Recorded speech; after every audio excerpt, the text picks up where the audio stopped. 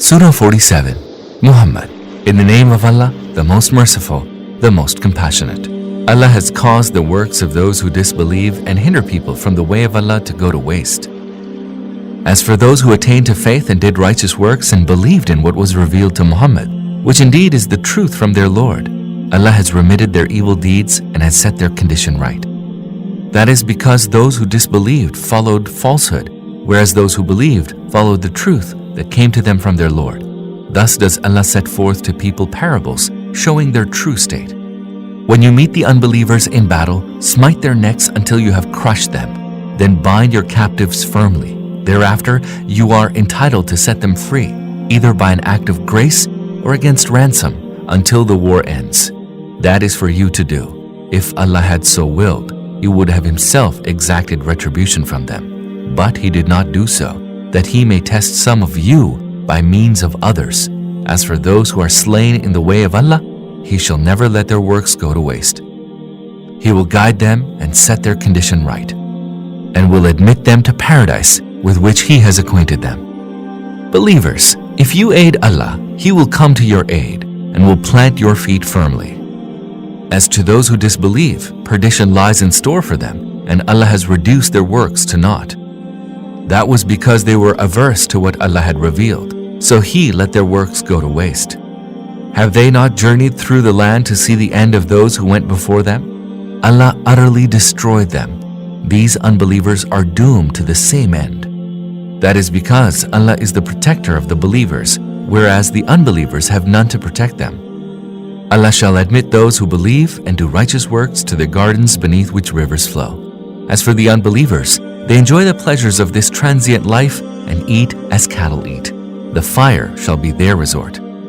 O Prophet, how many are the cities that had greater power than your city that drove you out? We destroyed them, and there was none to protect them. Then can he who is on a clear guidance from his Lord be like him whose evil deeds have been embellished to him, and who pursued their lusts?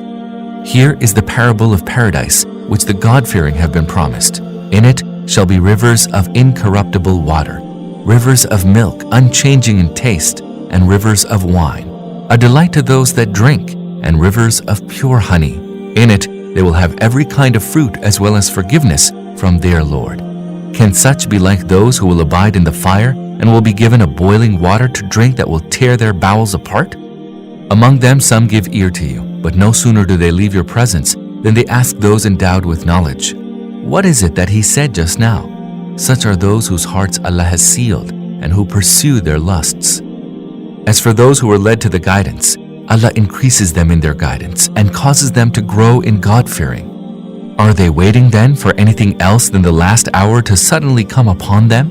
Already, some of its tokens have come, but when it does actually come upon them, where will any time be left for them to take heed? Know, therefore, O Prophet, that there is no God but Allah, and ask forgiveness for your shortcomings, and also for the shortcomings of believing men and believing women. Allah knows the places where you move about and where you dwell. The believers used to say, "Why is a surah that would ordain fighting not revealed?" But when a definitive surah was revealed wherein fighting was mentioned, you saw that those in whose hearts there was a sickness looked at you as though they were about to faint at the approach of death. Pity on them. They keep affirming their obedience and saying good words, but when a course of action was clearly determined, it would have been better for them if they had proved true to Allah. Now, if you were to turn away, what else can be expected but that you will work corruption in the land and fly at each other's throats? It is these upon whom Allah has laid His curse, so He made them deaf and deprived them of their sight. Do they then not reflect on the Qur'an, or are there locks on their hearts? Certainly, those who have turned their backs on the true guidance after it became manifest to them, Satan has embellished their ways for them and has buoyed them up with false hopes. This because they said to those who are averse to the faith that Allah has revealed, "In some matters we shall obey you." Allah has full knowledge of their secret parleys. But how will they fare when angels will take their souls at death and will carry them, striking their faces and backs? That is because they have followed a way that angered Allah and have been averse to His good pleasure. So He reduced all their works to naught. Or do they, in whose hearts there is a sickness, believe that Allah will not bring their failings to light? If we were to so will, we could have shown them to you, so that you would recognize them by their faces, and you would certainly know them by the manner of their speech. Allah knows all your deeds. We shall certainly test you until we know those of you who truly strive and remain steadfast, and will ascertain about you.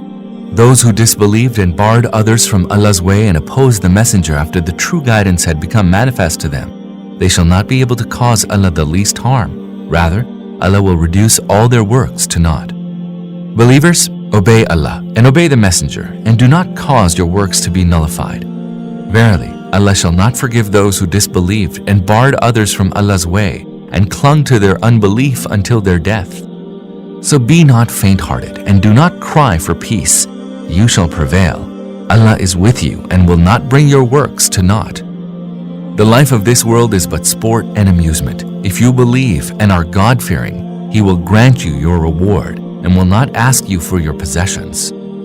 If He were to ask you for your possessions and press you in that regard, you would have grown niggardly, and Allah would have brought your failings to light. Behold, you are those who are called upon to spend in Allah's way, but some of you are niggardly.